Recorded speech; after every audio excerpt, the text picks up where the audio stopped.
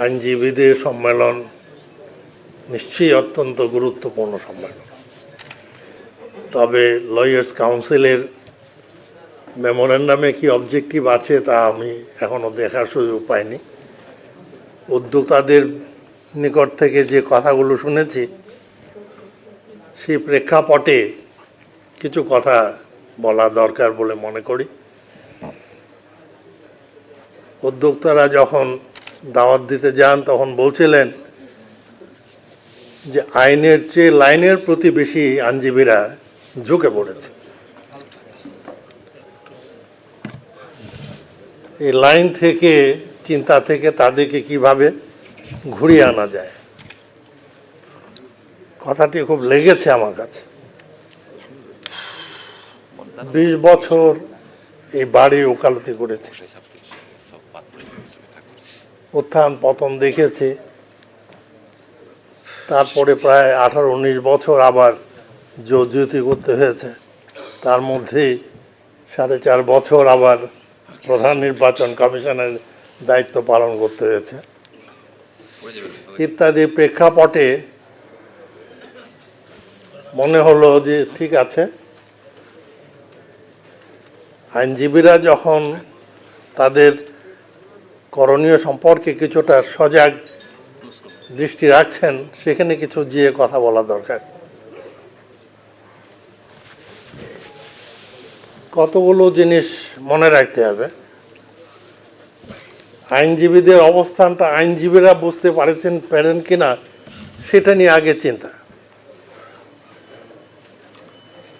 কারণ আইনজীবীদের যে সার্টিফিকেটটা নিতে হয় যে ভালো আইনজীবী কি খারাপ আইনজীবী, সেটা অত্যন্ত কঠিন সার্টিফিকেট। টিচার্স অ্যান্ড স্টুডেন্ট, তার ভিতরে পটেনশিয়াল ডিফারেন্স অনেক হাই। টিচার সব জানেন, স্টুডেন্ট কিছুই জানে না। টিচার যা বলবেন স্টুডেন্ট মেনে নেবে। ডক্টর অ্যান্ড পেশেন্ট, তাদের মাঝেও পটেনশিয়াল ডিফারেন্স অত্যন্ত বেশি। রোগী কিছুই জানে না, ডাক্তার সব জানেন। ডাক্তার যা বলবে রোগী মেনে নেবে। কিন্তু আইনজীবীদের বেলা এটা খাটে না। আপনি কোর্টে যাবেন, আপনার বিরোধী দল বসে থাকবে যে কোথায় ভুল করে, আবার দুজনের ভুল ধরার জন্যে উপরে একজন বসে থাকে।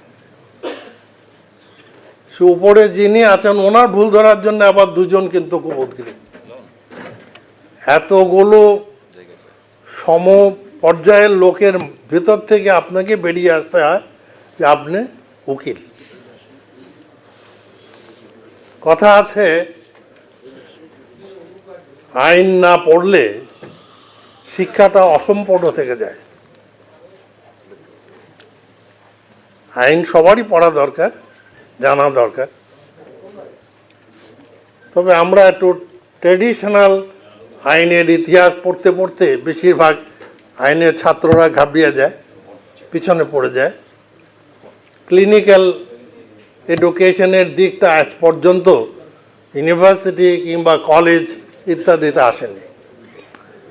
অর্থাৎ 2-3 বছর বা তার চেয়ে ঊর্ধ্ব 5 বছর আইনের প্রতি লেখাপড়া করলেন, কিন্তু আইনটা কিভাবে প্রায়োগিক দিকটা নিয়ে চিন্তা করবেন সেই চিন্তা করার স্কোপ কিন্তু ইউনিভার্সিটি এবং কলেজগুলোর মধ্যে দেওয়া হয় না। Clinical side of law. আমি বেশ অনেক দিন ঢাকা বিশ্ববিদ্যালয়ের ল ফ্যাকাল্টির সঙ্গে জড়িত ছিলাম। তাদেরকে অনুরোধ করেছি যে তোমরা কোর্স অফ স্টাডিজটা একটু চেঞ্জ করো, অর্থাৎ অনার্স পড়াও আর যাই পড়াও, সে যদি বেরিয়ে যাওয়ার পরে প্রোডাক্ট বলে নিজেকে মনে না করতে পারে, তাহলে যা হওয়ার তাই হয়। আমাদের সময় আমরা সিনিয়র পেয়েছি, নিবেদিত প্রাণের সিনিয়র। তাদের কাছ থেকে তাদের অভিজ্ঞতা আমরা অর্জন করতে পেরেছিলাম। আমার একটা কথা মনে আছে, টি.এইচ. খান এবং নুরুল হক ভূঁইয়া দুইজনে বিকে দের জুনিয়র ছিলেন। বিকে দে ছিলেন অত্যন্ত নামকরা একজন সিভিল লয়ার, ঢাকা হাইকোর্ট। তো নৌলক ভূঁইয়া তার জীবনে প্রথম একটা কেস পেয়েছে, একটা সেকেন্ড অ্যাপিল, 2 কোর্টে হারা মামলা।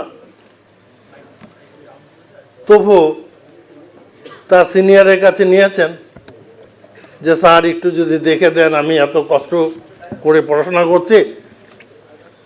বিকে দেখে টেকে বললেন যে ভূঁইয়া, তোমার মামলায় কিছু নাই।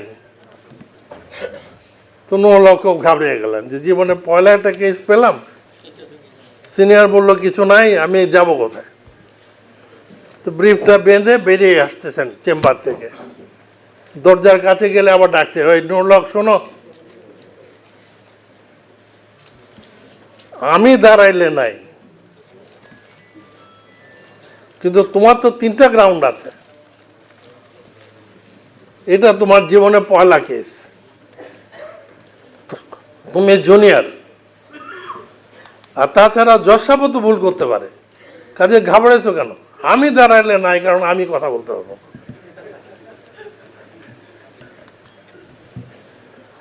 দৃষ্টিকোণ ঠিক এরকম ছিল। কাজে আইনজীবীদের কর্তব্য হলো যে আইনটা কোথায় আছে এটা জানা।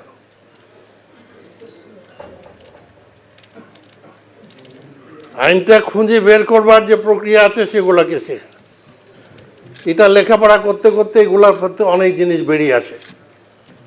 আপনি দৌড়ে গেলেন, সিনিয়র আর্গুমেন্ট করছে, একটা ডিসিশন একেবারে এসেনশিয়াল, লাইব্রেরিতে গিয়ে দেখলেন যে বইটা নাই, আরেকজনে কোথায় নিয়ে গেছে খোঁজ পাচ্ছেন না। তখন আপনাকে চিন্তা করতে হবে যে আমি আর কোথায় ইম্পর্টেন্ট ডিসিশনটা পেতে পারি।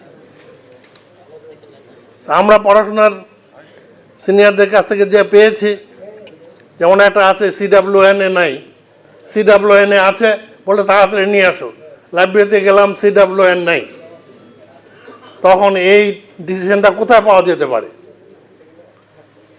আমরা শিখতাম যে এই CWN এর যে ভলিউমের নাম্বারটা আছে তার থেকে যদি 4 মাইনাস করা যায় তাহলে EIR সিরিজে গিয়ে কোন হাইকোর্টের আছে সেটা থেকে আমরা বের করতে পারবো। আবার তার যদি ডাবল করি ILR এ গিয়ে আমরা বের করতে পারবো। তো এগুলো হচ্ছে পড়াশোনার ভেতর থেকে বেরিয়ে আসা। তো এখন এই পড়াশোনার দিকগুলো ইউনিভার্সিটি কলেজগুলোতে পড়ানোর যে প্রক্রিয়া রয়েছে, এই প্রক্রিয়াটা ঠিক আইনজীবী হিসাবে তাকে পাঠানোর প্রক্রিয়া নয়।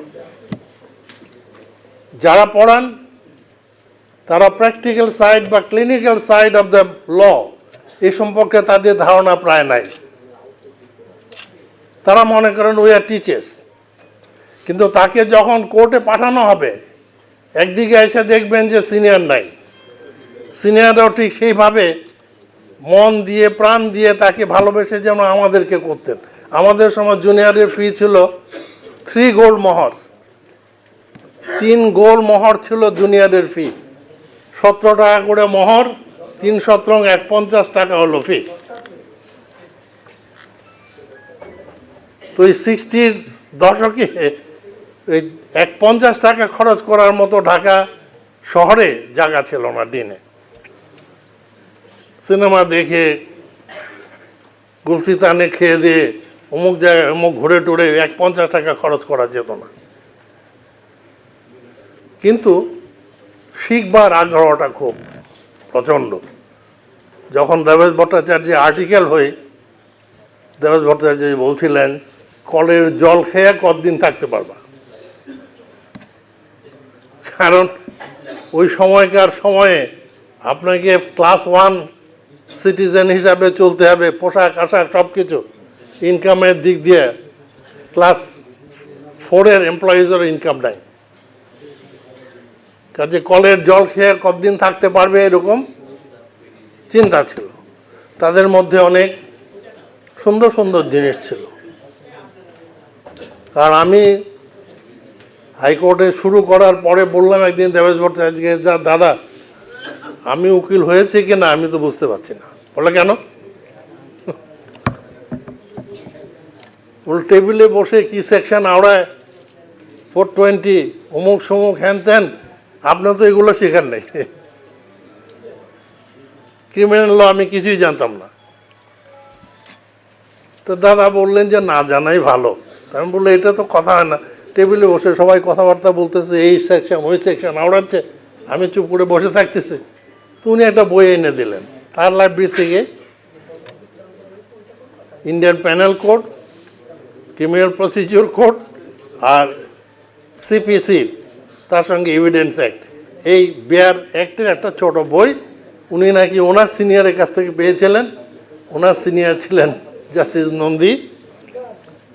বলে যে এটা সঙ্গে রাখবা, যখন এরকম কথাবার্তা হয় পাতা উল্টে উল্টে দেখবা, যে কয়েকদিন দেখলে পরে হয়ে যাবে।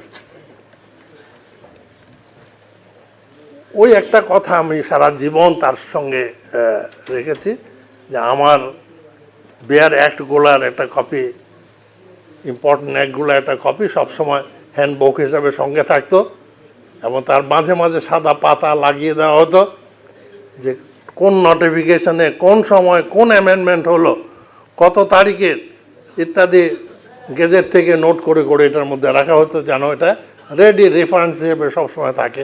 কোর্টে যেখানেই যাই এই বইটা সঙ্গে না থাকলে মনটা খুব খারাপ থাকে। লয়ার্সদের প্রতি অনুরোধ,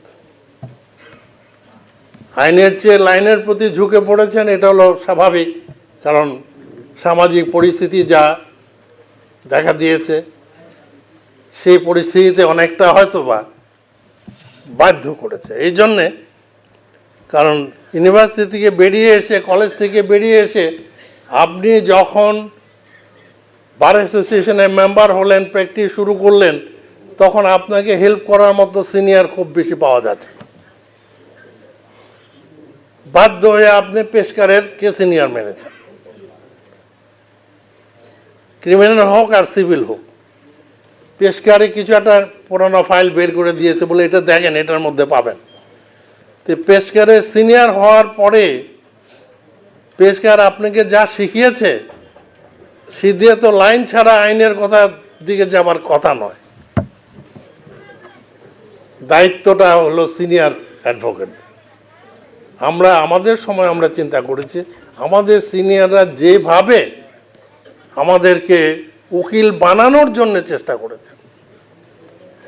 একটা কথা বলি, আমি তখন বারে মৌলানা ভাসানী সাহেব 1974-এ জাসদ যখন হলো, জাসদরা এখানে সেখানে মিটিং করে বলে 144-এর অ্যাপ্লিকেশনটা, এই যে কোনো জায়গায় খালি ম্যাজিস্ট্রেটরা 144 দিয়ে মিটিং বন্ধ করে দেয়। পল্টন ময়দানে মৌলানা ভাসানী সাহেব মিটিং ডেকেছেন, ডক্টর আলিমুর রাজি আছে, তারপর আতাউর রহমান খান সাহেব আছেন, সেটা 144 দিয়ে বন্ধ করে দেওয়া হলো। 144-এর পিরিয়ডটা শেষ হওয়ার আগের দিনই রাত্রিবেলাতে আরেকটা অর্ডার দেওয়া হলো, আবার আরেকটা 144। আমরা একটা রিড করলাম এটাকে চ্যালেঞ্জ করে। রুল হলো, শুনানির জন্য আসলো তখন দেবেশ ভট্টাচার্য আর আব্দুর রহমান চৌধুরী। সবাই আর্গুমেন্ট করছে, সালাম খানও এসে আর্গুমেন্ট করেছেন, অন্যরা আর্গুমেন্ট করেছে। তাই আমি বললাম যে স্যার, পল্টন ময়দানের আর্গুমেন্ট করে তো আর জাজমেন্ট পাওয়া যাবে না। জাজমেন্ট পাইতে হলে তো কিছু ম্যাটেরিয়াল দিতে হবে। তা আপনারা রিসার্চের পরে একটু দেরি করে আসেন, আমি দেখি এর মধ্যে একটা চান্স নিতে পারি কিনা। কারণ দেবেশবাবুর আমি আর্টিকেল আমাকে সে কোনোভাবেই অবজ্ঞা করতে পারবে না। আব্দুর রহমান চৌধুরী, সেও অত্যন্ত বন্ধুসুলভ মনোভাব নিয়ে বাড়েছিলাম, সেও পারবে না। তো ওনারা বুঝলেন যে রফের কাছে নিশ্চয়ই একটা কিছু আছে যার জন্য সেটা বলে। তা আমাকে দুইবার জিজ্ঞাসা করার পরে আমি বললাম যে my lord, my learned seniors, they are coming, may I can crave you lordship indulgence to place one decision in that matter. তা আমি জানি দেবেশবাবু ভট্টাচার্য জানে যে ওর কাছে একটা কিছু না থাকলে ও বলবে না, তো আমাকে পারমিশন দিয়েছেন। আমি বললাম যে my Lord, I will be citing a decision which was held in the Calcutta High Court in the year 1872. I am now placing this judgment after 102 years in 1974. এই জন্যে যে what development we have got for the last 100 years, so far our rights are concerned. তো জামালপুরে দুই জমিদারে এক হাট বসায় মঙ্গলবার দিন, দূরত্ব হলো প্রায় 1.5-2 মাইলের মতো। তাতে খুব স্থানীয়ভাবে উত্তেজনা, সেই উত্তেজনা বিরসনের জন্যে জামালপুরের ইউরোপিয়ান এসডিও এই সেকশনটা আরোপ করেছিলেন। তখন এই সেকশনটা ছিল 518। সিআরপিসি সিপিসি দুটো একসঙ্গে মার্চ করা ছিল। এটার পরে একটা সিভিল স্যুট হয়, সেই civil sweet ultimately Calcutta high court পর্যন্ত যায়। প্রশ্নটা উঠেছিল যে এই 144 বা 518 এটা অধিকারকে ক্ষুণ্ণ করে কিনা। ক্যালকাটা হাইকোর্টে 12 জন ইউরোপিয়ান জাজ ইনক্লুডিং চিফ জাস্টিস গাটস, একটা ফুল বেঞ্চ হলো এটা ডিসিশন। তারা সেখানে একটা অবজারভেশন দিল যে magistracy of India, specially the Bengal, have been suffering for the mania of imposing unreasonable restrictions over the civil rights of the subjects. আমি বললাম যে দেখো 102 বছর আগে ইউরোপিয়ানরা, যদিও রাজা ছিল তারা, আমরা প্রজা ছিলাম, রাইট বলতে কিছু ছিল না, তখন একটা রিকগনিশন এসেছিল যেটা সিভিল রাইট আছে। আর 102 বছর পরে আমরা এত সংগ্রাম করলাম, এত কিছু করলাম, করে ফান্ডামেন্টাল করলাম, মানবাধিকার করলাম, হ্যান করলাম, তেন করলাম, এত সুন্দরভাবে রাইটগুলোকে জুড়িয়ে তাকে স্বর্ণদ্বীপ মুড়িয়ে রাখলাম। But we are so clever and we are so intelligent that we have put one wooden pencil not valued more than taka 3 at the hand of a half literated magistrate who can stroke all this, cancel all these rights by a stroke. That much development we have done so far the 102 years is concerned. তো এটা পেয়ে তারা খুব খুশি হয়ে গেলেন যে এত সুন্দর। আমার যতটা মনে পড়ে 5 ILR ক্যালকাটাতে এই কেসটা রিপোর্টেড আছে। এই যে চিন্তাধারাটা লয়ার্সদের, যে কি ডেভেলপমেন্ট হলো, এই ডেভেলপমেন্টের চিন্তাধারাটা তাদের আনতে হবে। কারণ each and every lawyer is a wisdom chief, জ্ঞানের কোষ তাদের মধ্যে আছে, কারণ তাদের পড়াশোনা করতে হয়, লেখাপড়া করে করে উঠতে হয়। তো অনেকের ধারণা হলো যে এখন তো লেখাপড়া, আমার ছেলেও লয়ার, অনেক সময় ফ্রাস্ট্রেটেড হয়ে যায়, তার লাইব্রেরিটা অনেক বড়, কারণ আমার লাইব্রেরিও মোটামুটি বড় ছিল, আমার লাইব্রেরি তো দিয়েছি, সেও নিজেও প্রায় কোটি টাকার বই কিনেছে বিভিন্ন পড়াশোনা। আমি তাকে যত উৎসাহ করি যে পড়াশোনা করো, তো বলে বাবা পড়াশোনা করে কি করব, যাদের কাছে প্লেস করব তারা তো পড়াশোনা করে না। আমি বললাম যে ঘাবড়ানোর কিছু নাই, আস্তে আস্তে আস্তে আস্তে দেখবা যে পরিবর্তন হবে। এটা অনেক সময় হয়, কারণ আমরা যে অবস্থাটার মধ্যে পড়েছি, 1971-এ যার বয়স ছিল 10 বছর, he is now the leading citizen of the country, senior citizen, ইউনিভার্সিটিতে পড়াচ্ছেন, অন্য অন্য কাজকর্ম করছেন, বিজনেস ম্যাগনেট হিসাবে তারা চলে এসছেন, পলিটিশিয়ান হিসেবে চলে আসছেন, সব কিছু। কিন্তু সেই ছেলেটির যখন কনসাস ফিরে পেল, অর্থাৎ 18 বছর কি 20 বছর তার বয়স হলো, তখন সে দেখেছে ইনডিসিপ্লিন ইজ এ ডিসিপ্লিন।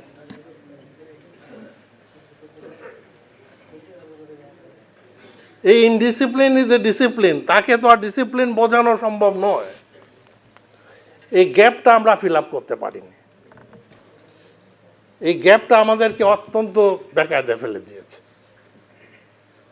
এই গ্যাপটা কি করে ফিল আপ করা যায় লয়ারদের চিন্তা করতে হবে। সেই জন্যই পড়াশোনার কথা। জাজ যারা আছেন, হ্যাঁ, তাদেরও চিন্তা করতে হবে। কারণ চিন্তা করতে হবে এই জন্যে, যখন বারের থেকে উকিল নেওয়া হয় আর জজ নেওয়া হয়, তখন তাদের একটু শুধরাতে হয়। শুধরাতে এইভাবে, বারে যতক্ষণ আছেন ততক্ষণ আপনারা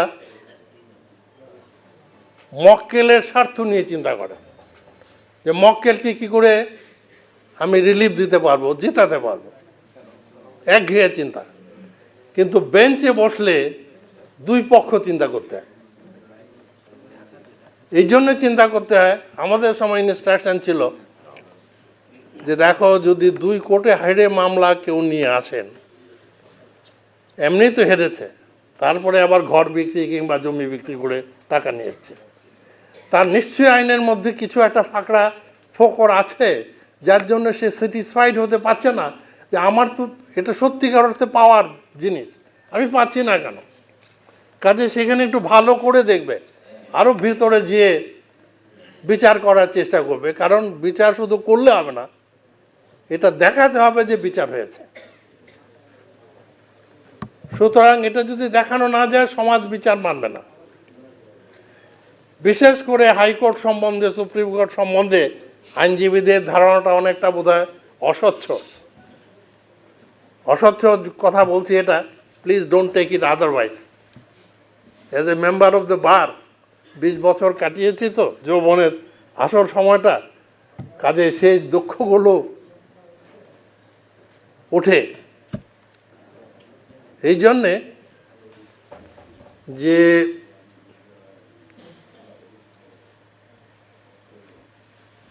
এই ইনস্টিটিউশনটাকে বলা হয় বাইন্ডিং অর বাইন্ডার ইনস্টিটিউশন। একটা জাতির পক্ষে সুপ্রিম কোর্টকে মেনটেন করা অত্যন্ত কঠিন ব্যাপার। একজন জজের পেছনে এভারেজে কমপক্ষে 10 লক্ষ টাকা পার মান্থ যায়, এই সেই হ্যান ত্যান ইত্যাদি মিলে টেলে, এবং তার আউটপুটটা আমি কি পাচ্ছি সেটাও নিশ্চয়ই জাতির কাছে একটা বিচার্য বিষয় হয়ে দাঁড়ায়। এই একটা হোয়াইট এলিফ্যান্ট মেনটেন করার পেছনে যুক্তি হলো এই যে এটা বাইন্ডার ইনস্টিটিউট হিসেবে কাজ করে এই জন্যে যে এটার অর্ডার তেঁতুলিয়াতে যে ফোর্সে যায়, টেকনাফও একই ফোর্সে যায়। তখন টেকনাফ এবং তেঁতুলিয়ার লোক মনে করে যে আমরা একটা রাষ্ট্রের নাগরিক, ওভারঅল কনসিডারেশন থেকে। এক্সিকিউটিভ অর্ডার ঠিক সেইভাবে যায় না। এক্সিকিউটিভ অর্ডার তার স্থানীয় প্রয়োজনের উপর নির্ভর করে অর্ডারগুলো হয়। সুতরাং এই একটা ইনস্টিটিউটকে মেনটেন করতে হয়। কিন্তু যদি যারা জাজ হবেন তারা যদি বসেই পয়লা দিন মনে করেন জাজ হয়ে গেছে, তাহলে কিন্তু জুডিশিয়াল পার্সোনালিটি গ্রো করবে না এবং কোনো দিনই সুষ্ঠুভাবে এই কোর্ট চলবে না। মনে করতে হবে, হ্যাঁ, অনেক রকম পারফরমেন্স নিয়ে কথা আছে। আমরা জানতাম বারে থাকলে যারা জুডিশিয়াল থেকে আসতেন তারা বলতেন যে ভাই, আপনারা তো পিটিশনের পাতা খুলেই একটু উল্টাই বুঝে ফেলেন যে কোন জায়গায় গোলমাল আছে, চট করে ধরে ফেলেন। আমাদের তো একটু পড়তে হয়। আমি বললাম যে ভাই, যদি দুইজনেই চুপ করে বসে থাকি তাহলে লয়ার্সরা মনে করবে দুইজনেই বুঝি নাই। কাজে আমি কিছু প্রশ্ন করি, বাইদিসে আপনি পড়ে ফেলেন, তারপরে আপনার প্রশ্নগুলো যা আছে আপনি করেন। অর্থাৎ দেখছি যে লয়ার্স মামলায় কিছু নাই, মোটা ফি নিয়েছেন, মক্কেল পিছনে বসে আছেন। এখন তাকে যদি আমি কথা বলতে না দেই, পয়লা বাড়ি যদি দমিয়ে দেই, এই কিচ্ছু নাই বসে পড়েন, তাহলে কি হবে? বারান্দায় গিয়ে মক্কেলের কাছে বলবে যে একটা গাধা, আমাকে একটা গালি দেবে। তো এটা দরকারটা কি আছে? তাকে দেন না, তার যে নাই সেটা সেও জানে। কতক্ষণ লাফালাফি পেড়ে চুপ করে বসে যাবে, মক্কেল মনে করবে অনেক কথাবার্তা বলেছে। কাজেই এইভাবে বারকে গড়ে তুলতে হবে। শুধু তাই নয়, বেঞ্চে লক্ষ্য রাখতে হবে, যদি বারকে গড়ে তোলা না যায় তাহলে বেঞ্চও ভালোভাবে ন্যায় বিচার করতে পারবে না, কারণ অসুবিধাগুলো কতগুলো আছে।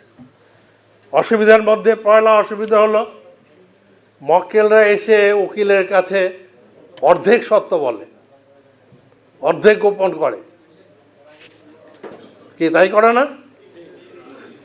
আর উকিল সাহেব আইনের নকশার মধ্যে, প্ল্যানিংয়ের মধ্যে ফেলবার জন্য এটাকে আরও কাটছাট করে।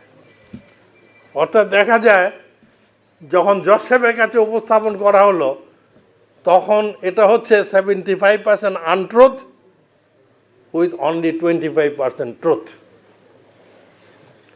জজ সাহেবের এমন কি ওহি আছে, সেই ওহি দিয়ে এগুলো ধরবেন? ধরা সম্ভব না। তখন আস্তে আস্তে ন্যায় বিচারটা উঠে গেছে। ন্যায় বিচারের কোশ্চেনটা এখন খুব, আমার মনে হয় না যে জাজদের মাইন্ডে গিয়ে হিট করে। এখন তারা চিন্তা করে যে আইনের বিচার হয়েছে কিনা, আইনের বরখেলাপ হয়েছে কিনা এটা দেখে। ওই জাস্টিস কোশ্চেনটা প্রায় now it is a Greek subject. সুতরাং এই নিয়ে মারামারি করার চেয়ে চিন্তা করতে হবে যে আমরা কিভাবে সেটাকে গড়তে পারি। লয়ার্সের যে জিনিসগুলো রয়েছে, কতগুলো কনসেপচুয়াল জিনিসকে পরিষ্কার রাখতে হয়। আপনারা সবাই লয়ার, ইতিমধ্যে যে সমস্ত নাতগুলো হয়েছে ইসলামিক দৃষ্টিকোণ থেকে অত্যন্ত সুন্দরভাবে উপস্থাপিত হয়েছে।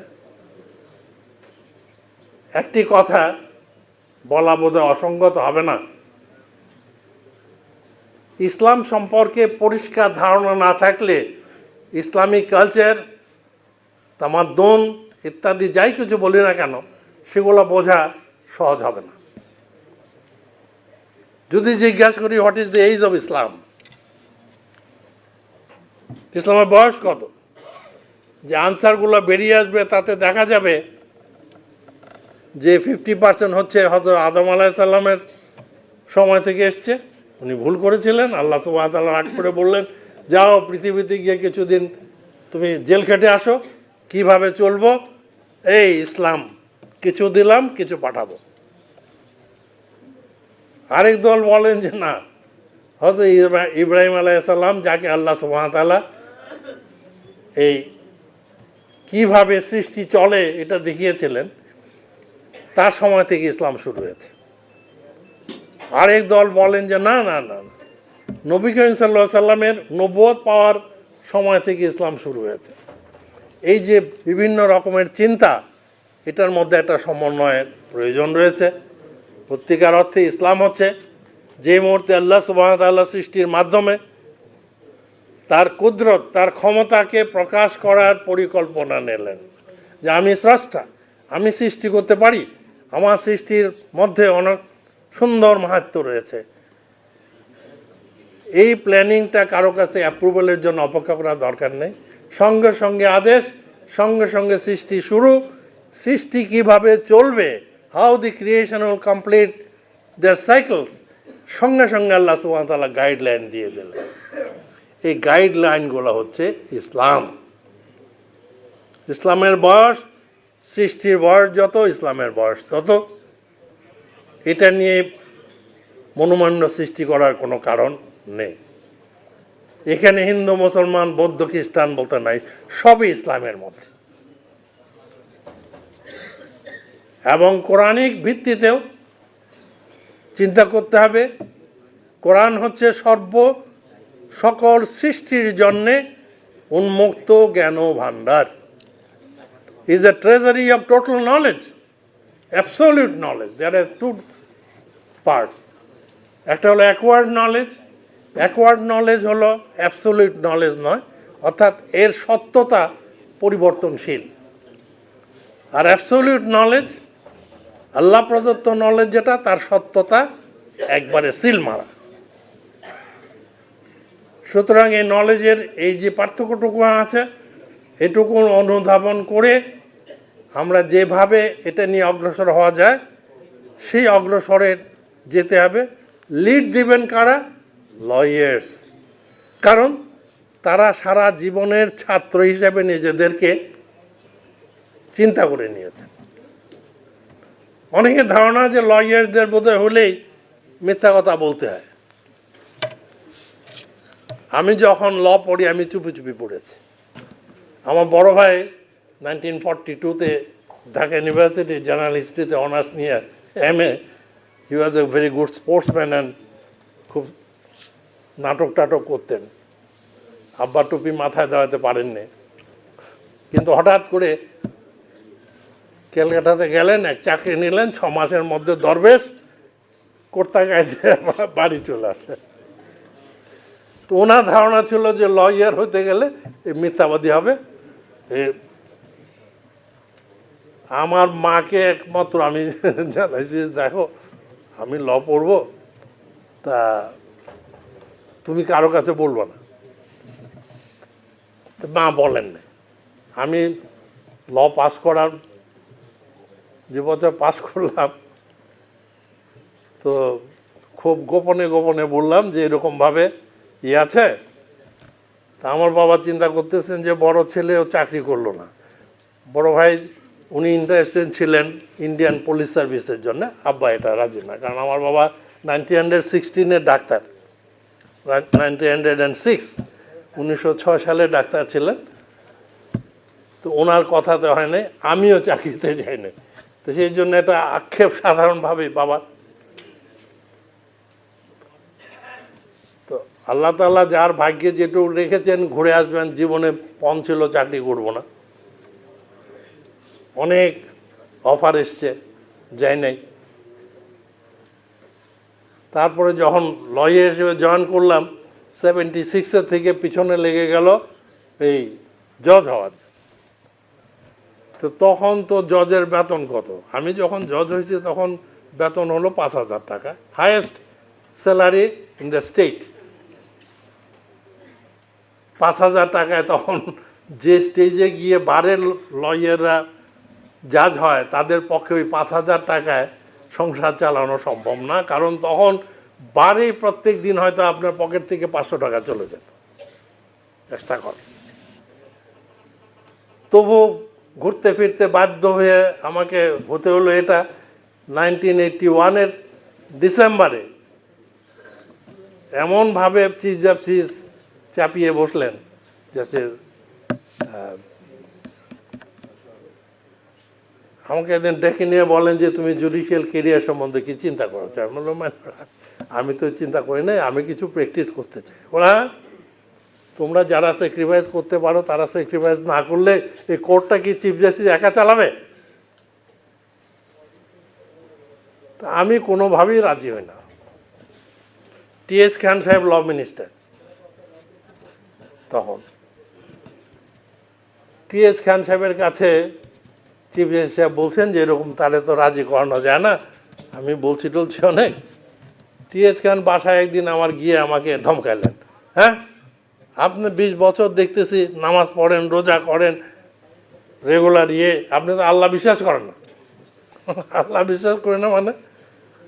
বলে কত মানুষের জুতা শুকতুলি ক্ষয় হয়ে যাচ্ছে এটা নিয়ে দৌড়াদৌড়ি করে, আর আপনার এখানে বারে বারে এসে খোঁচায়, আপনি এটা জোর করে ফেলে দেন, নিয়তির বিরুদ্ধে সংগ্রাম করতে হয় না। তো এই কথাতে আমি কিছু ঘাবড়িয়ে গেলাম। তা আমি বললাম যে আচ্ছা আমার মার সঙ্গে কথা বলি। মার কাছে গেলাম, মা তো স্বাভাবিক, তোমার খরচ কোলাবে না, আমি সব পাঠিয়ে দেবো। আমি তুমি তো পাঠাবা, কিন্তু বেতনে এই বেতনে তো চলবে না। ইভেন দেন ভাগ্যে ছিল জজ হলাম। হওয়ার পরে কি হলো, আমি জানুয়ারিতে জজ হলাম, মার্চ মাসে গিয়ে কোর্ট ভাঙলো। তো কোর্ট ভেঙে আমাকে জাস্টিস আফজাল অ্যান্ড জাস্টিস সুলতান হোসেন খান তিনজনকে কুমিল্লা বেঞ্চে,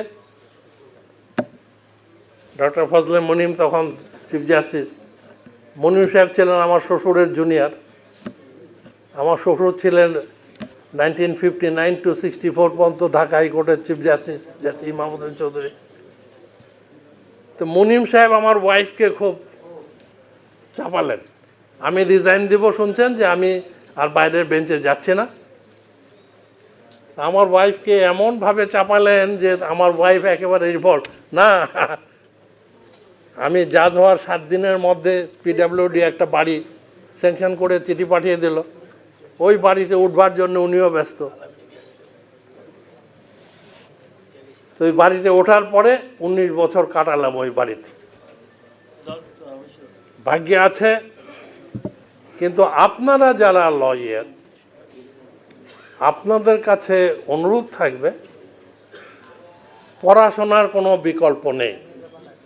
আমি উদ্যোক্তাদের কাছ থেকে শুনেছি যে তারা উদ্গ্রীব যে কি করে এই বারের লিগ্যাল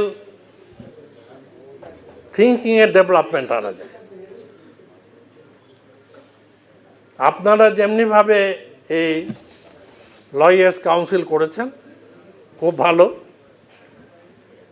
ব্যবস্থা করবেন যে প্রতিটি বারে স্টাডি সার্কেল তৈরি করা। স্টাডি সার্কেল কি? আমাদের সময় আমরা বসতাম, আমরা জুনিয়র কিংবা মিডিওকার জুনিয়র যারা ছিলেন একসঙ্গে বসতাম, একজনের প্রবলেম আরেকজনের কাছে বলতাম, আমরা আলোচনা করতাম, করে প্রায় সপ্তাহে একদিন আমরা বসে আমাদের মধ্যে আদান প্রদান হতো। এই যে আদান প্রদানের ব্যবস্থা, স্টাডি সেল বা study circle in each and every bar, এটা খুব এসেনশিয়াল। তাহলে একজনের জিনিসটি বোঝবার যে তার যে পরিক্রম রয়েছে, তার যে মেধা রয়েছে, সেই মেধাটা আরেকজনকে সাহায্য করতে পারে। তেমনিভাবে পরস্পরের মধ্যে যদি আইনের বিষয়গুলো নিয়ে নাড়াচাড়া করেন, আইনের বিষয়গুলো নিয়ে যদি তেমনিভাবে ব্যবস্থা করেন, তাহলে কিন্তু বারের এই জিনিসগুলা, যে দোষগুলো আপনাদের চোখে ধরা পড়েছে, সেই দোষগুলো সারাবার ব্যবস্থা হতে পারে। স্টাডি সার্কেল যদি না করেন, তাহলে ওই রাজনৈতিক দলগুলোর মতো মারামারি, কাটাকাটি, গালাগালি এগুলোই হবে। স্টাডি সার্কেল যদি করেন, তাহলে একজন আরেকজনের দিকে ঝুঁকবে। সুতরাং অনুরোধ থাকবে যে আপনারা যাই করেন, এই সুপ্রিম কোর্ট বারের থেকে শুরু করে একেবারে ডিস্ট্রিক্ট বার পর্যন্ত এই স্টাডি সার্কেলের ব্যবস্থা যদি করতে পারেন, তাহলে হয়তো বা 10 বছর পরে একটা হুঁশ সৃষ্টি হতে পারে।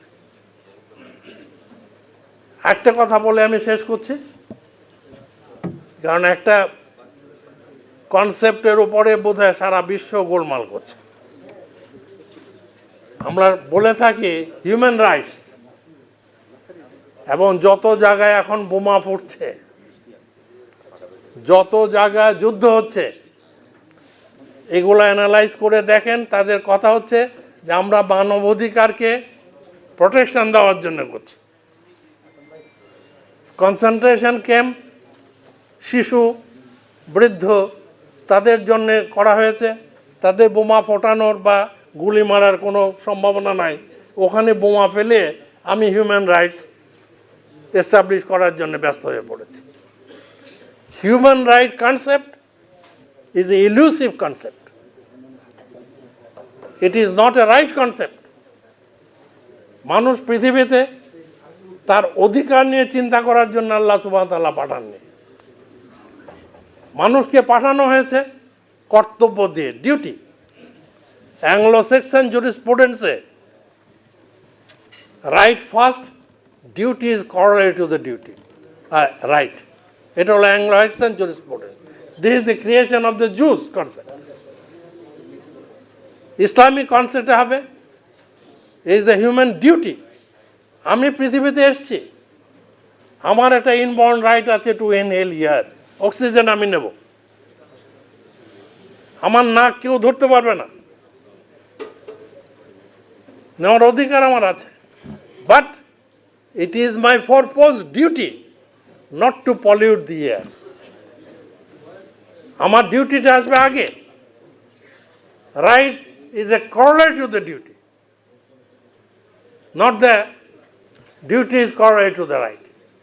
সুতরাং মনে রাখবেন যে আমার এই ব্যক্তিগত জীবনের অধিকারটাকে পরিস্ফুটন করার জন্যে মানবিক ডিউটি বা মানবিক কর্তব্যবোধকে সামনে নিতে হবে। আমি যত সামনে নিতে পারবো অত আমি সুশৃঙ্খলভাবে আমার জীবন ব্যবস্থাকে চালিয়ে নেওয়ার ব্যবস্থা করতে পারব। আল্লাহ সুবহানাহু ওয়া তাআলা আপনাদের এই সঙ্গের মাধ্যমে, এই লয়ার্স কাউন্সিলের মাধ্যমে আইন জগৎকে আরও চাঙ্গা করুন। আপনারা বোঝুন, হ্যাঁ, দোষ যেটা ঢুকেছে তো ঢুকেছেই, অর্থাৎ আইনের চেয়ে লাইন নিয়ে বেশি চিন্তা করার কারণগুলো আছে, সেগুলোকে কী করে নিরসন করা যায়, কি করে আনা যায়, সম্মিলিতভাবেই আপনাদের council, supreme court bar association and others lawyers organisation সবাই সম্মিলিতভাবে এই কমন জিনিসটার উপরে কর্মশালা হিসাবে কিছু কিছু যদি সম্মেলন করতে পারেন, তাহলে আমার মনে হয় যে হয়তো কিছুটা ফিরবে। অন্যথায় ওই বন্যায় ভাসে যাওয়ার মতো অবস্থায় আমরা পড়ে যাব। আল্লাহ আমাদেরকে সে সামর্থ্য দেন, লয়ার্স কাউন্সিলকে সে সামর্থ্য দেন। আল্লাহ সুবহানাহু ওয়া তাআলা সেভাবে সবাইকে উজ্জীবিত করেন। এই দোয়া করে, সবার কাছে দোয়া চেয়ে আমি আমার বক্তব্য এটি আনছি। আল্লাহ হাফেজ। আসসালামু আলাইকুম রহমতুল্লাহ ওয়া বারাকাতুহু।